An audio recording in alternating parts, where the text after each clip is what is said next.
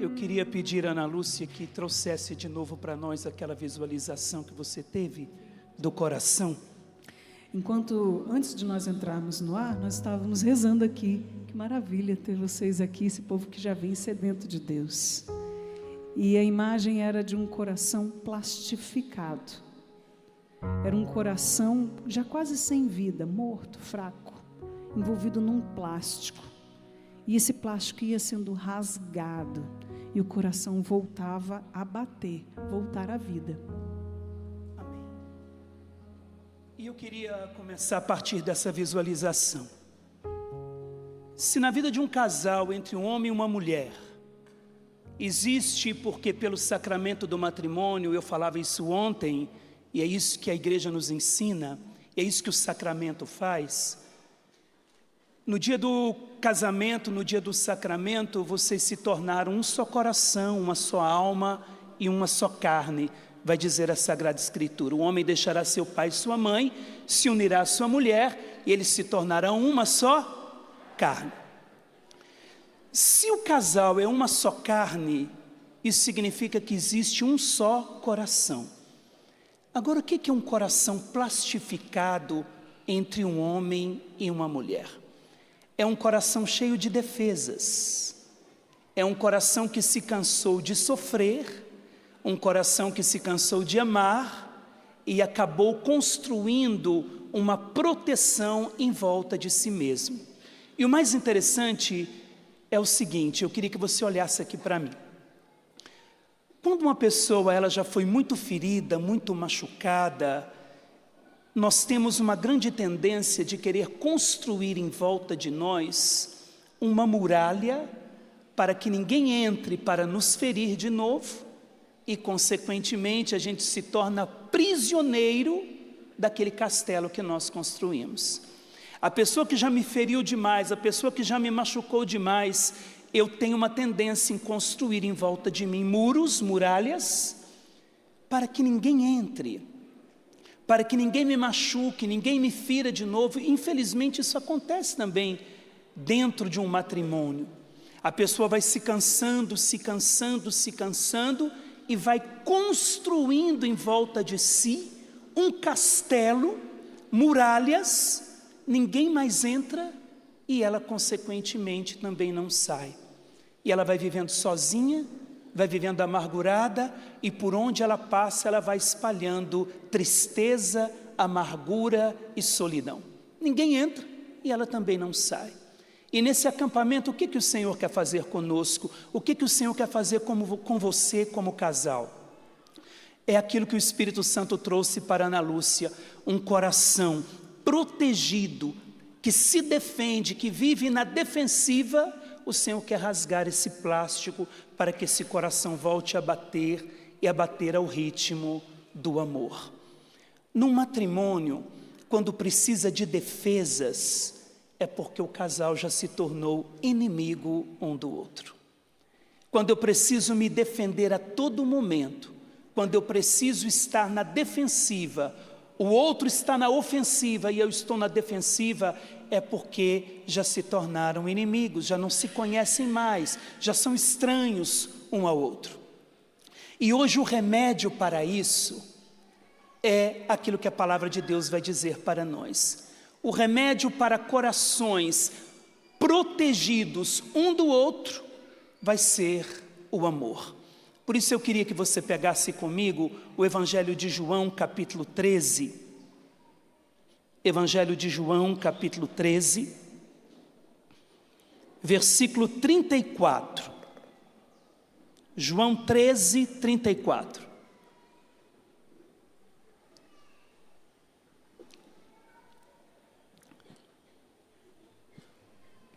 Amém? Olha o que diz a palavra de Deus. Eu vos dou um novo mandamento. Amai-vos uns aos outros, como eu vos amei, assim também vós deveis amar-vos uns aos outros. Nisto conhecerão todos que sois meus discípulos, se vos amardes uns aos outros. É muito interessante esse versículo bíblico, porque ele está no capítulo 13, Se você olhar na sua Bíblia, você vai ver que primeiro Jesus lava os pés dos discípulos. Depois Jesus vai anunciar que ele vai ser traído e ao mesmo tempo vai acontecer a traição de Judas. Então, de um lado está Jesus servindo no amor, lavando os pés dos seus discípulos, descendo, porque é próprio do amor descer aos pés do outro. Jesus lava os pés dos seus discípulos, Jesus desce, depois ele é traído por Judas e ele traz o remédio para a traição. E o remédio para a traição qual que é? Amai-vos uns aos outros. Isso vem após a traição de Judas, após uma dor. Ao invés de Jesus colocar um plástico no seu coração, ao invés de Jesus construir um muro em volta dele para ninguém feri-lo e para que ele também não saia daquela situação, ao invés de Jesus construir um muro que impeça as pessoas de entrar e que o impeça de sair, ele vai dar um novo mandamento. E isso que eu queria trazer para você. Veja, a Bíblia vai dizer: eis que vos dou um novo mandamento. A palavra mandamento no grego, ela poderia ser traduzida como prescrição médica.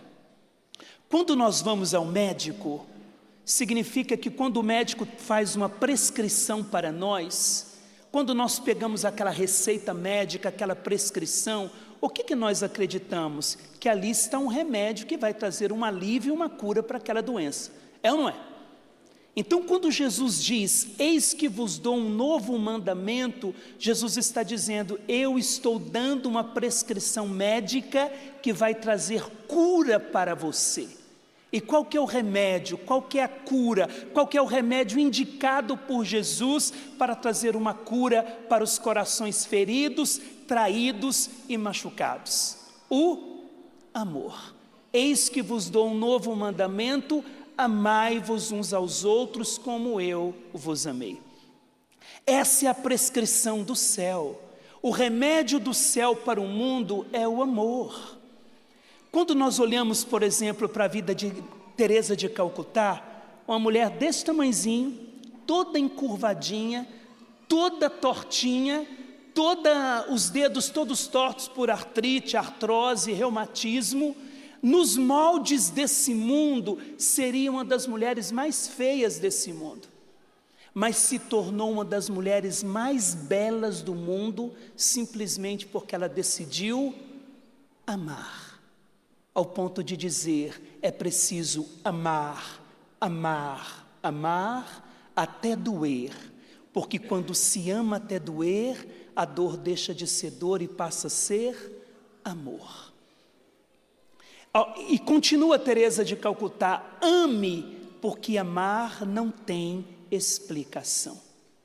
Amar, amar, até o amor se tornar sacrifício de oferta de si e a dor se transforma em amor. Nós temos uma grande facilidade de desistir do outro e de desistir do amor, sendo que o remédio para o homem, o remédio para a mulher, o remédio para o casamento é essa prescrição que Jesus está dando hoje em João 13:34. Eis que vos dou uma nova prescrição médica, um remédio que vai ser eficaz para curar a sua dor e a sua ferida. Esse remédio é o amor. Mas por que Jesus traz? Por que Jesus faz questão de trazer para nós um novo mandamento? Um mandamento que sai dele, um mandamento que vem como remédio para nós. Porque Jesus, na verdade, esse mandamento, ele quer nos fazer voltar à essência daquilo para o qual nós fomos criados. Pega comigo o livro do Gênesis, capítulo 1, para a gente poder entender João 13:34, nós precisamos voltar lá em Gênesis, capítulo 1, versículo 26. Deus disse, façamos o ser humano à nossa imagem e segundo a nossa semelhança, para que domine sobre os peixes do mar, as aves do céu, os animais domésticos e todos os animais selvagens, e todos os animais que se movem pelo chão.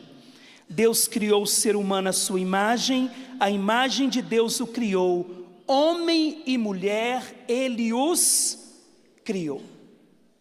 Olha que interessante, a Bíblia vai dizer que nós fomos criados à imagem e semelhança de Deus. A palavra imagem, no grego se diz ícone. O que é um ícone? Nós, na igreja ocidental, nós usamos imagens. A igreja no Oriente usa um ícone, que é escrito, não é pintado, se diz que ele é escrito, ele é crismado, ele tem uma tinta feita de ovos, depois recebe o óleo do crisma, é todo diferenciado. E os orientais dizem que o ícone é uma porta para a eternidade. Quando eu olho para um ícone, eu enxergo a própria eternidade. Se a Bíblia diz que o homem foi criado à imagem, ícone de Deus, significa que quando Deus nos pensou, Ele nos pensou para ser uma janela para a eternidade, que nós fôssemos uma porta para o céu. Ao olhar para o outro, eu deveria enxergar nele o próprio céu.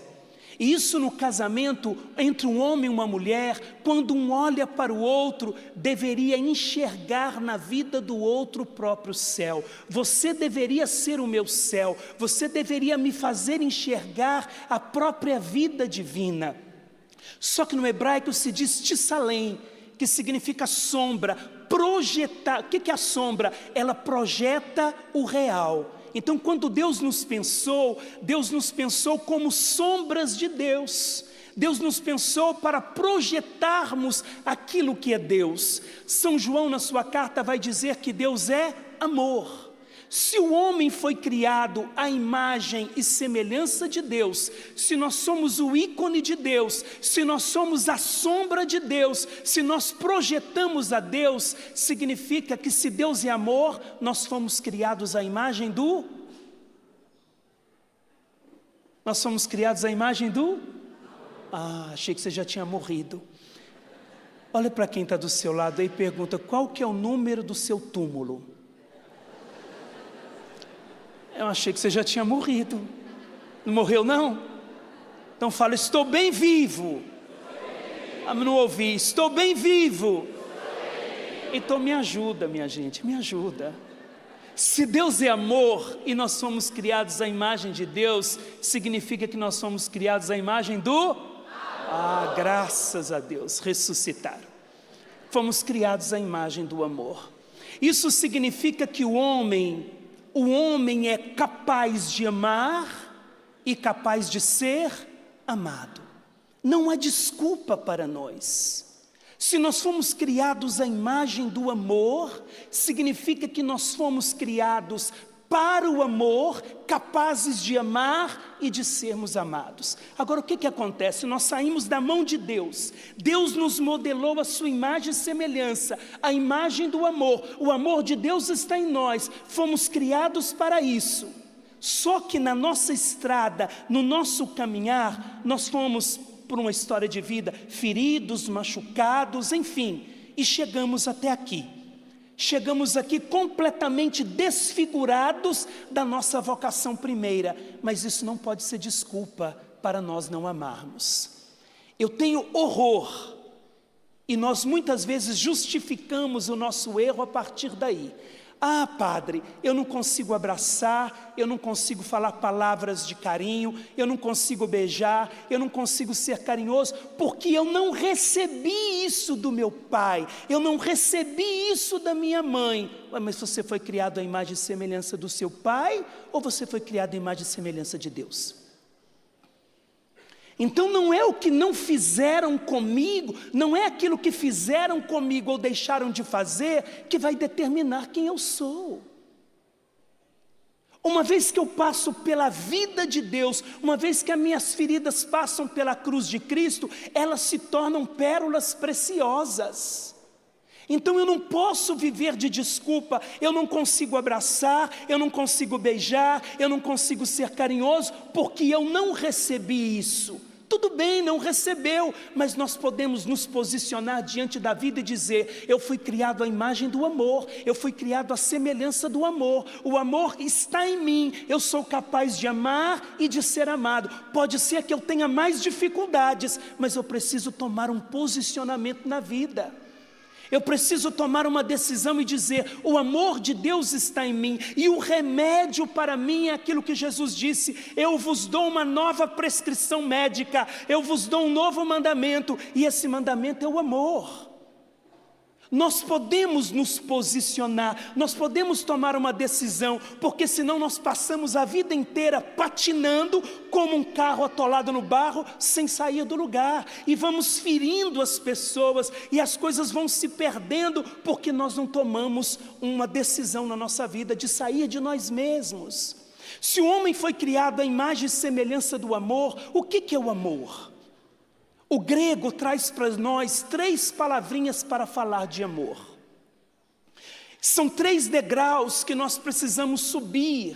Nós fomos criados à imagem de Deus, à imagem daquele que é amor. E amor, a filosofia vai dizer que amor é um movimento de sair de si e de ir ao encontro do outro.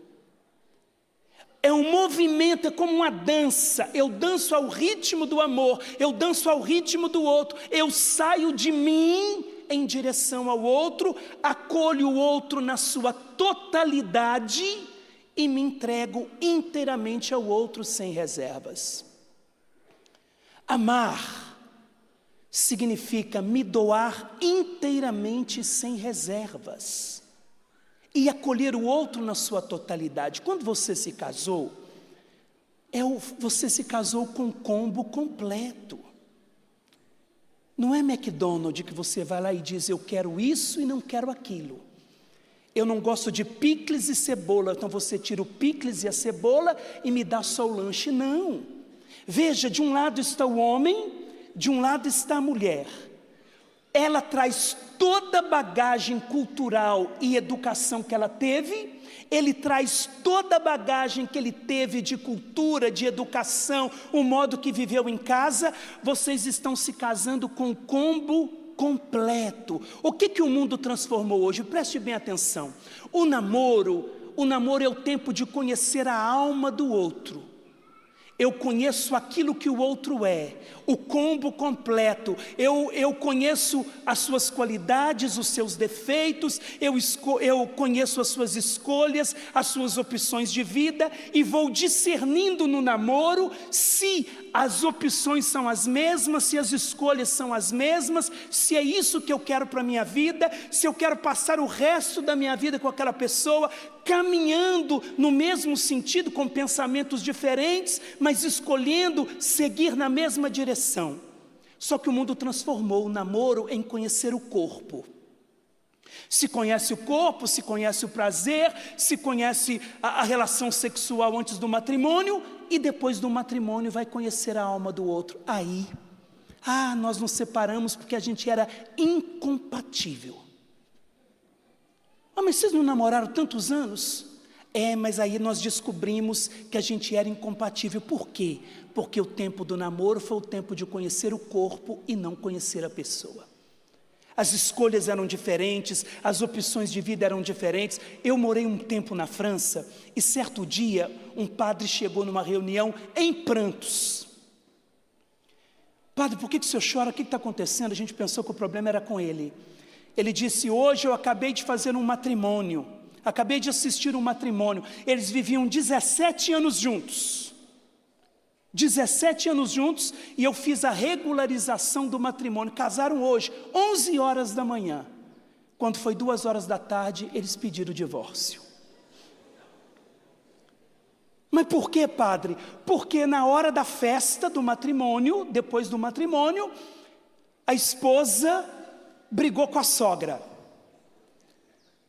E chamou o marido e falou assim: hoje você vai escolher, eu ou a sua mãe? Ele escolheu a mamãe. Em 17 anos ela não percebeu que ele era apegado à sua mãe. O casamento acabou, pediram o divórcio. 3 horas depois, porque durante os 17 anos viveram de viagens, de prazer, de compras e não conheceram um ao outro. E não tiveram a capacidade de amar. Então é um combo completo. Eu conheço o outro eu vou conhecendo o outro, eu conheço as suas qualidades, os seus defeitos, qualidades e defeitos, e vou dizer, nós conseguimos superar os defeitos e vamos avançar juntos, crescendo na vontade de Deus. E depois se conhece o corpo como um ápice da entrega de um para o outro. O ato sexual após o casamento, para que o casamento seja válido, a igreja nos ensina que é preciso ter a consumação após o matrimônio. Por quê? Porque ali é o coroamento da união das almas, que se dá na união da carne, na união do corpo. O homem e a mulher criados para o amor. E um precisa ser a maneira que Deus vai amar o outro. A mulher precisa ser a maneira que Deus vai amar o seu esposo, e o esposo precisa ser a maneira que Deus vai amar a sua esposa. Eu dizia que nós temos 3 palavrinhas para falar de amor no grego. E nós fomos pensados assim. O primeiro degrau a subir é o amor eros. Qual que é o primeiro degrau? Eros, infelizmente, foi traduzido para o português como erótico, erotismo, e acabou virando pornografia. Mas eros significa prazer. O primeiro degrau do amor é o prazer. Todos nós passamos por esse degrau. É o prazer que o outro me dá que me faz amá-lo. Uma criança, quando nasce, como que ela aprende a amar o seu pai e a sua mãe? Pelo amor eros. O alimento, o leite materno, o calor da mãe, o peito da mãe, o calor do pai, o abraço do pai, ela vai aprendendo a amar com prazer. Os animais, como que eles se aproximam dos seus donos? Através do prazer, uma carícia, um alimento, enfim, é assim que ele vai aprendendo a amar os seus donos. É o primeiro degrau. O Papa Bento dizia que nós não podemos ficar nesse degrau, porque senão nós somos reduzidos ao nível animalesco, o prazer pelo prazer. Quando você conheceu a sua esposa, você ainda não a amava. Como que você gostou dela, como que você gostou dele? Através do prazer. Através do prazer. E eu, desculpa a expressão, entre aspas, através desculpa, é até difícil falar, do tesão. Isso é o prazer. Ela é bonita, ele é bonito, ele é cheiroso, ela é cheirosa. Ela passou um ferro quente no cabelo, esticou. Passou uma massa corrida na cara, uma tinta no bico, ela está linda. Eu, antes de subir aqui no palco, passaram em mim também uma massa corrida, entendeu? Fui recalchutado ali no rosto, porque até mais bonito. Você entende? Então, ele todo arrumadinho, perfumado, bombadinho, cheiroso, tinha cortado a unha, raspado o sovaco, estava impecável. Colocou a melhor roupa. Então, o primeiro degrau do relacionamento, qual que é? É o amor eros. O meu olhar ficou encantado pelo outro. O meu olhar foi assim, enfeitiçado pelo outro. Isso é amor eros. E faz parte. O matrimônio começa assim, ninguém começa um namoro amando, ninguém ama, o amor vai se dando. Então é o prazer do reencontro, o prazer de se encontrar. Nossa, como que fulano é bonito, como que fulano é bonita, enfim, é o primeiro degrau. Mas não podemos ficar nele. Sabe por quê que não podemos ficar nele? Porque com o tempo, aquilo que estava em pé acaba caindo, minha gente. Tanto para os homens quanto para as mulheres. Tudo aquilo que estava no lugar, o tempo vai judiando. É só você olhar para ele agora e falar, realmente. Olha para ela e fala, realmente, você mudou muito. Então, Teresa de Calcutá dizia assim, não ame pela beleza, porque ela passa. Dá uma olhadinha para o lado sem falar nada, realmente Teresa tinha razão. Você entende? Então não ame, nós não podemos ficar nesse degrau do eros, do prazer, o prazer de olhar um para o outro. E as mulheres agora, os homens, tem muitos homens morrendo de infarto, cuidado, porque eles acordam no meio da noite, olham para o lado, ela está com uma touca de seda na cabeça. Ele fala: meu Deus, é Satanás? Não, é a sua esposa.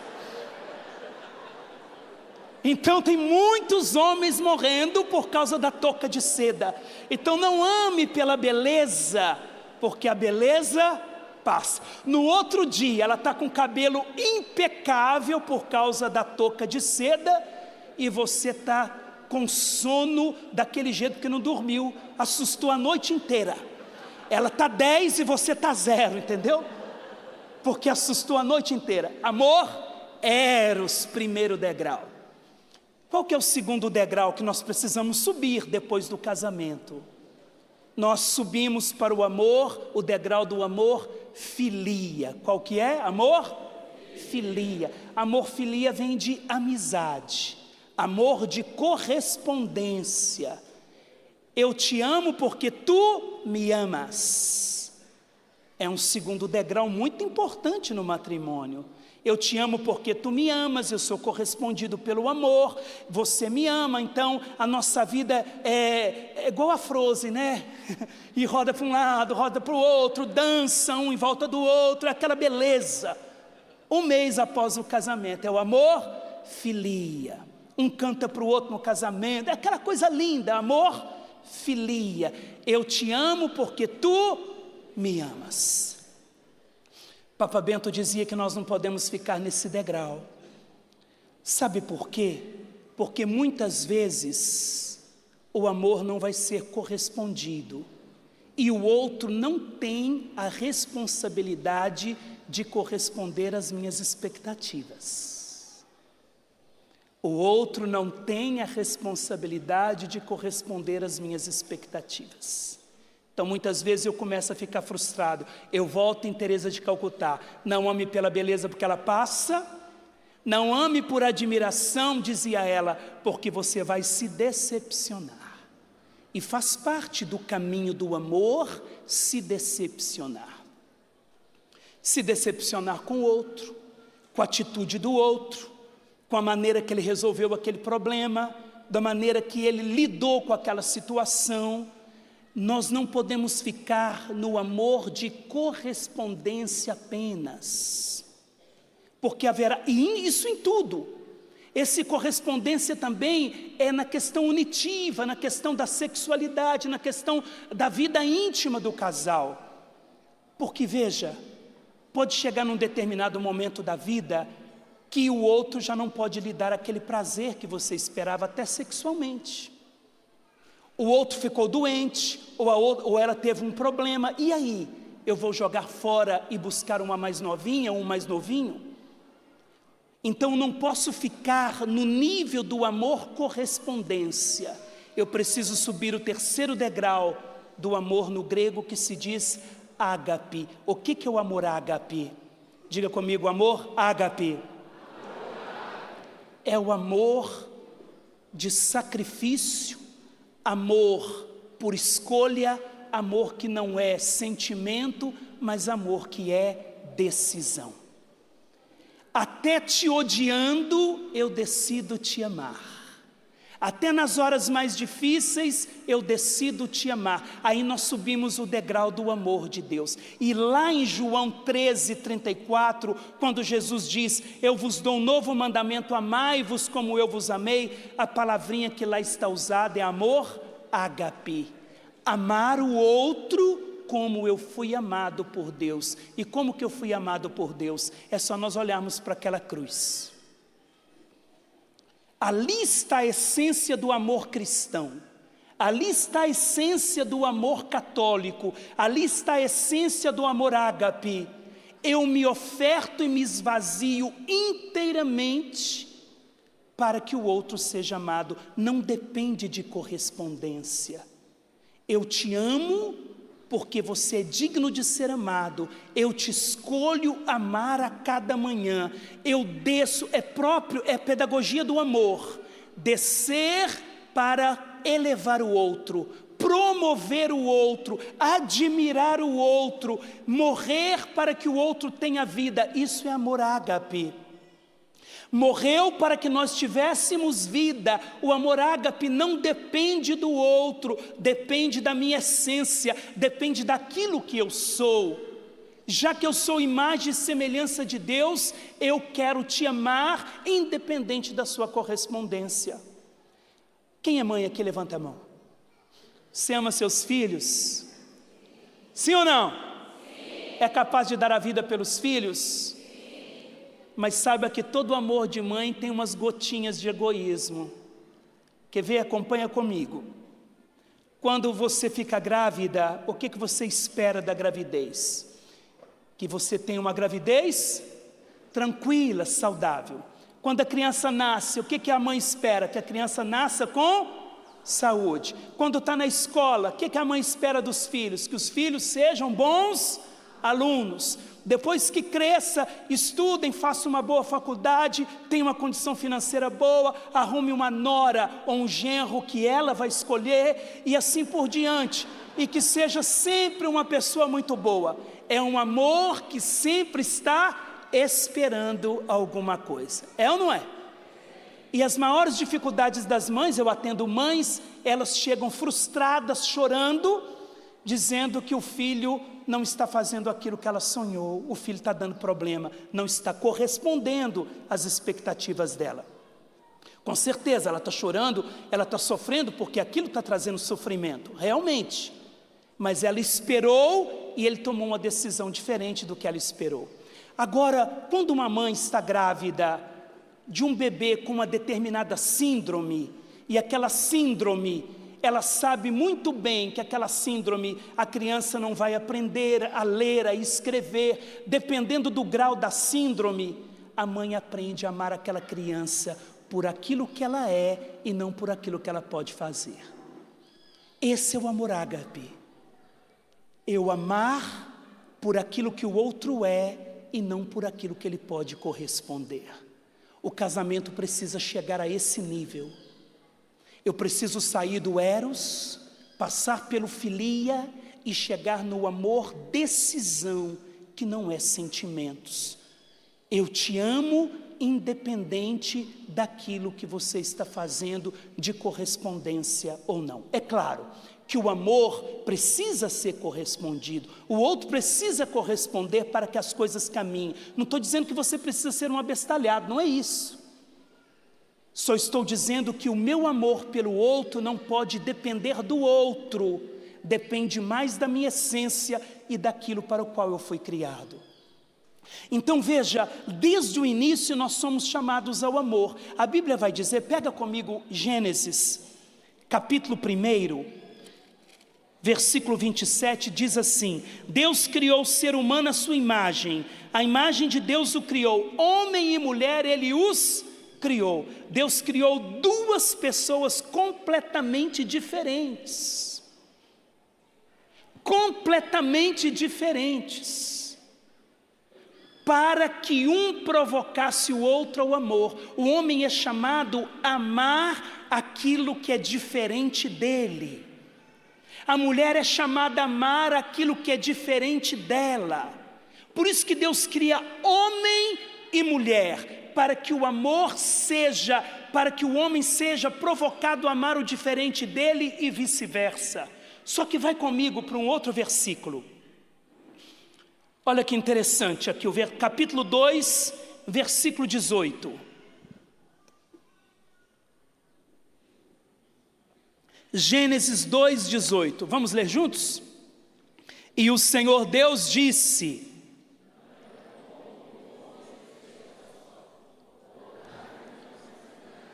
que lhe corresponda. Amém. Pela primeira vez na Bíblia, aparece a palavra não é bom. Até aqui, tudo que Deus criou foi bom. Criou o céu, criou a terra, os animais, tudo era bom. Pela primeira vez na Bíblia, aparece a expressão não é bom. Por quê? Porque o homem estava só. Os judeus dizem que Deus viu que não seria bom, porque para amar, já que amar é sair de si, o homem sozinho passaria a vida voltado para ele. E ao invés de viver o céu, ele viveria um inferno interior. Porque o amor é sair do eu em direção ao tu, e os dois se tornarem nós. Então o homem sozinho, ele viveria um inferno interior, voltado para ele, para si, amando unicamente a si. Então foi preciso que Deus disse, não vai ser bom isso para o homem. Ele não vai conseguir me amar e não vai conseguir amar ninguém, porque ele vai se bastar e viver a vida para si. Já que amar é sair de si, eu vou criar para ele, vai dizer a Bíblia, não é bom que o homem esteja só. O que está escrito aí? Vou criar para ele um auxiliar. Vou criar para ele, foi um ato falho, viu? Não é isso que eu quis dizer, não. Vou criar para ele um problemão. Vou criar para ele uma auxiliar. Vou criar para ele a mulher. Aí está algo muito importante na Sagrada Escritura, e eu queria que você me acompanhasse. Quando Deus diz, vou criar para ele uma auxiliar que lhe corresponda, no hebraico se diz, Ezer Kinegedô. O que significa isso?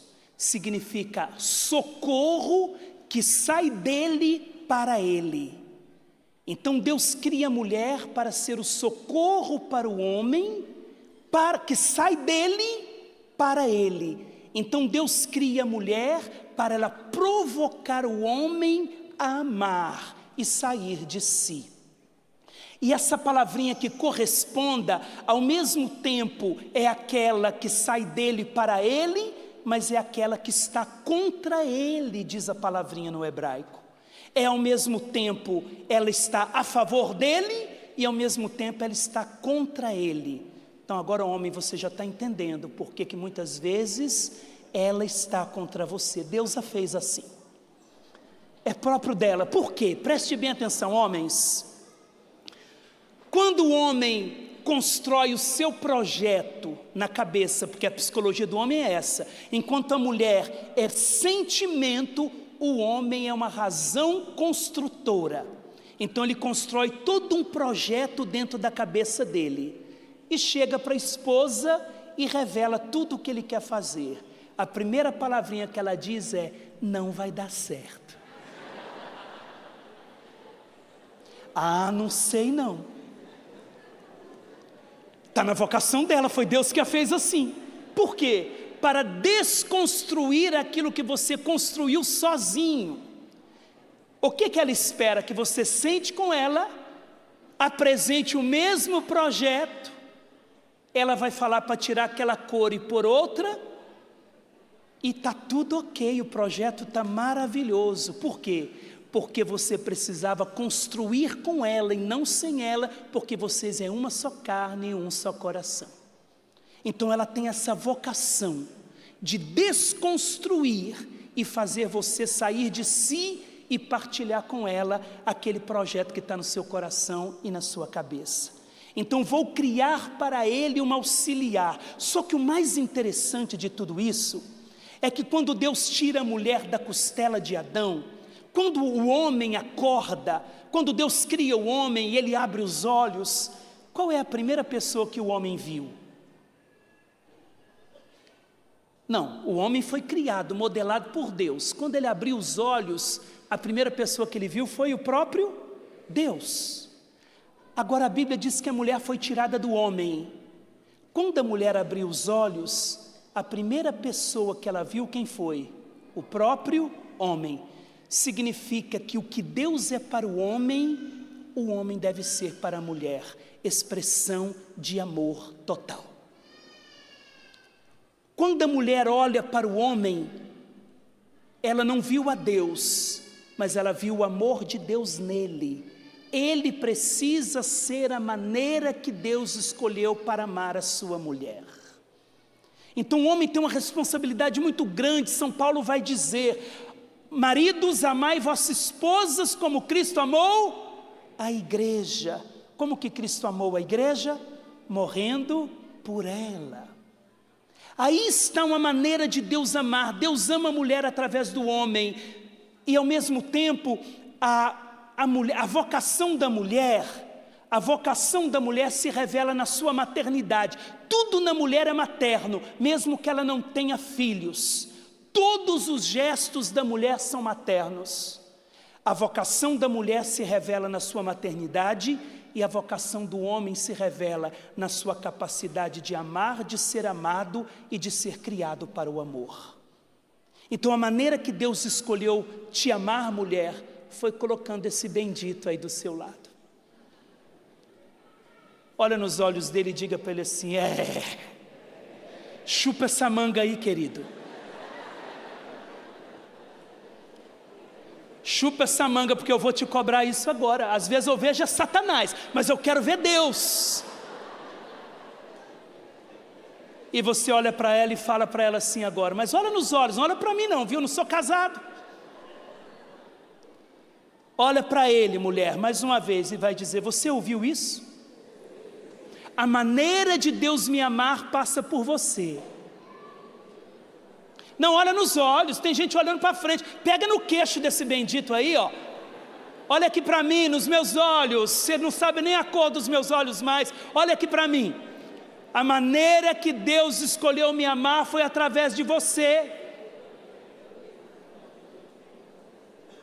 E agora pega no queixo dela, homem, e diga para ela assim: e toda a sua vida precisa ser um amor derramado sobre mim. Você está compreendendo? A maneira, Deus nos ama no outro e através do outro. É muito interessante, olha aqui para essa fotografia que está aqui, por esse, enfim, não é fotografia, né? Por essa arte que aqui está. Nós vemos duas alianças e uma cruz. Vem aqui, Thaís, Juninho, rapidinho. A Bíblia vai dizer assim: o homem deixará seu pai e sua mãe e se unirá à sua. O homem deixará seu pai e sua mãe e se unirá à sua mulher. Aqui nós temos o Juninho e a Thaís, são vocacionados da minha comunidade, são casados, pai de 2 filhos. O dia que eles se casaram, veja, é um amor humano, quebradiço, fraco, amor puramente humano, eros, filia, e que quer chegar ao amor de Deus. No dia do casamento, o que aconteceu com os dois? Porque o homem e uma mulher são incapazes de amar como Deus nos ama, se não é a graça do sacramento, como os irmãos falaram ontem, a Tânia e o esposo. O homem é incapaz. Colocar um homem e uma mulher juntos não vai dar certo, porque o amor não chega à sua essência, aquilo para o qual ele é chamado. Então o que Deus faz? Deus é o único capaz, no dia do casamento, de descer até o casal e elevar o amor humano à altura de amor divino. Por isso que em Caná da Galileia Jesus estava presente. Ele é o único que é capaz de descer e pegar as 6 talhas de amor humano, porque o número 6 representa o número do homem imperfeito. Por isso que o anticristo, enfim, lá no Apocalipse, o número dele é 666, imperfeito, imperfeito, imperfeito. E Deus é 777, 3 vezes perfeito, 3 vezes santo. Então o que Deus faz? Ele é o único capaz de pegar 6 talhas imperfeitas, e ele, sendo a 7ª talha, derramar sobre a imperfeição a perfeição do seu amor. E elevar à altura de sacramento, de sinal, aquilo que é humano e tornar aquilo divino. Então no dia do casamento o que acontece? Entre os dois, a Bíblia vai dizer: o homem deixará seu pai e se unirá à sua mulher. O verbo unir no grego significa colocar debaixo do mesmo jugo. A gente coloca um jugo na cabeça, no pescoço de 2 animais, para quê? Para que eles caminhem na mesma direção. No dia do casamento, o que acontece? É a cruz de Cristo, uma no ombro dele e o outro braço da cruz no ombro dela. Ninguém se casa a dois, vocês se casaram a três. A cruz de Cristo no meio de vocês dois. Quando a Thaís for amar o Juninho com amor, eros e filia, o amor dela passa pelo filtro que é a cruz de Cristo, e ela consegue amar o Juninho com o amor de Cristo. Quando o Juninho vai amar a Thaís com seu amor eros e filia, ele se transforma em ágape, passando pela cruz de Cristo.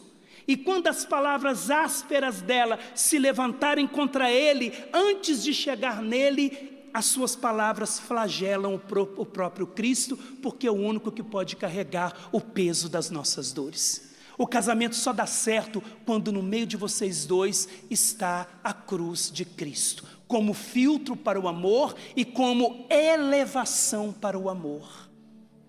Por isso, então aplauda para valer.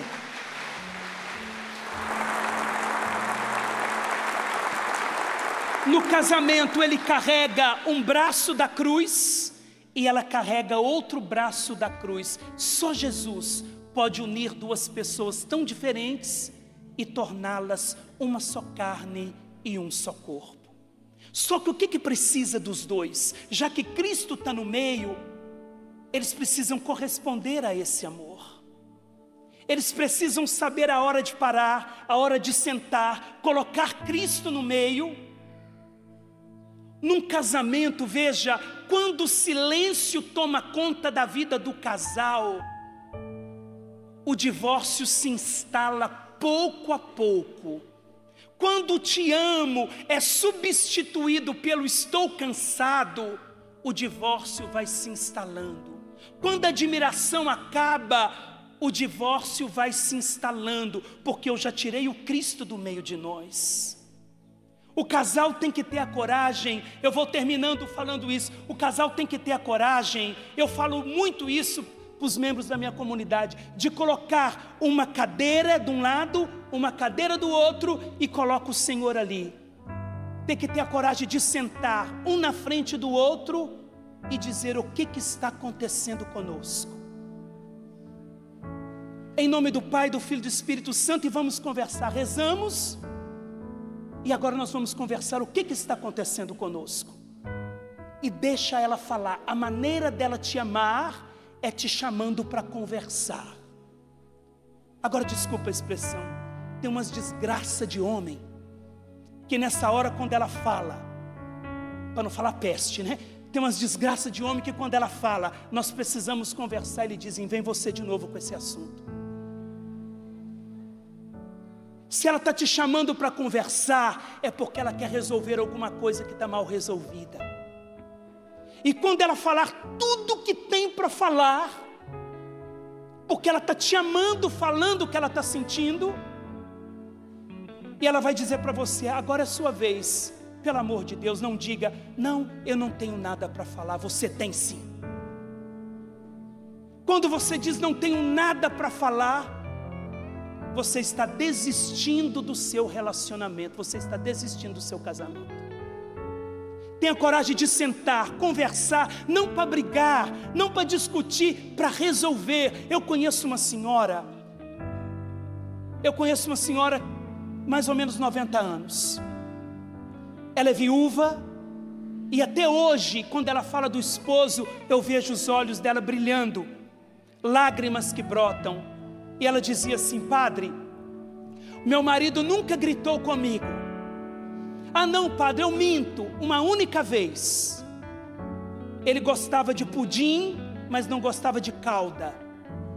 E um dia a casa estava muito cheia, muitas visitas, eu servi o pudim para ele e pus calda. Ele disse, foi a única vez que ele elevou a voz para mim, ele disse, ô bem, você não sabe que eu não gosto de calda? A maneira que ele elevou a voz. Por que ele nunca elevou a voz para ela?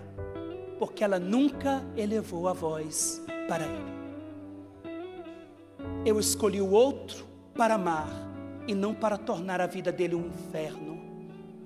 Você não casou para o seu marido viver num silêncio eterno ou sua esposa viver num silêncio eterno. Vocês casaram para se amar.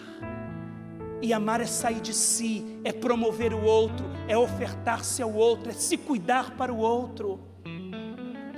Em todos os sentidos. Padre, mas nós vivemos bem, mas nós não temos mais união conjugal. Mas por que não tem?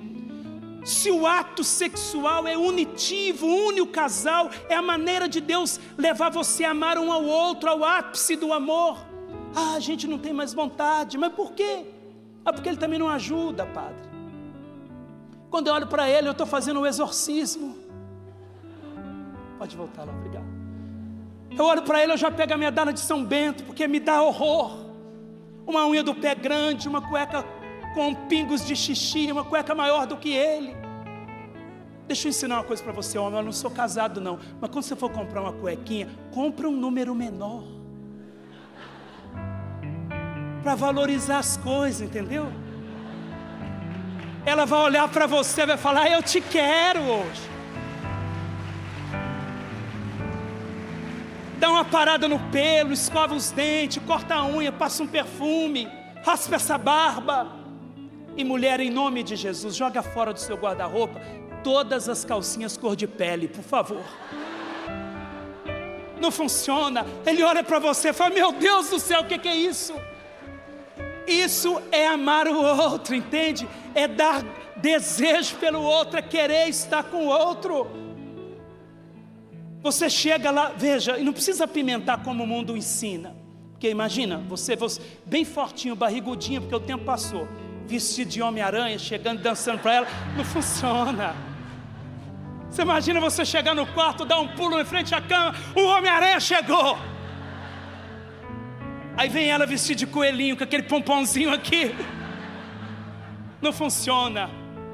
É melhor arrumadinha e perfumada, entende?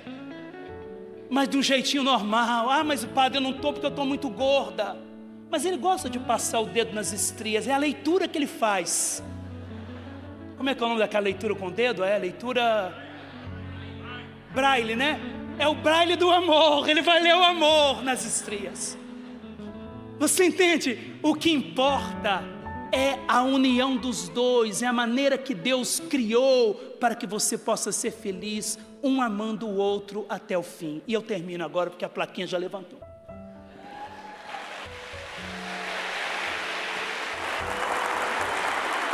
Para chegar no final da vida você poder dizer: eu te escolheria de novo, eu te escolheria de novo. Dá um beijo apaixonado no seu esposo e diga para ele: eu te escolho de novo. Eu te escolheria de novo. Você ouviu o padre, né? Joga fora aquelas cuecas furadas, grande, feia. Tá certo? Levante seus braços e diga: Senhor, eu fui criado para o amor. Senhor, eu fui criada para o amor. A minha essência é o amor. A minha essência é o amor. E eu preciso viver a profundidade do amor. E eu preciso viver a profundidade do amor. Pega na mão do seu esposo, fica de frente um para o outro, olhando nos olhos, e permita que a cruz de Cristo esteja entre vocês dois agora. Abraça o seu esposo, a sua esposa, de frente um para o outro, e deixa a cruz de Cristo entre vocês dois. Deixa que o sangue de Jesus, o amor ofertado, possa curar, rasgar o coração que Deus mostrou para Ana Lúcia. Esse coração foi rasgado nessa pregação, esse coração foi dilacerado. Você não precisa de defesas, você precisa se entregar no amor sem reserva, sem senha de celular, sem senha de banco, confiando no outro, se entregando ao outro até o fim, até o fim.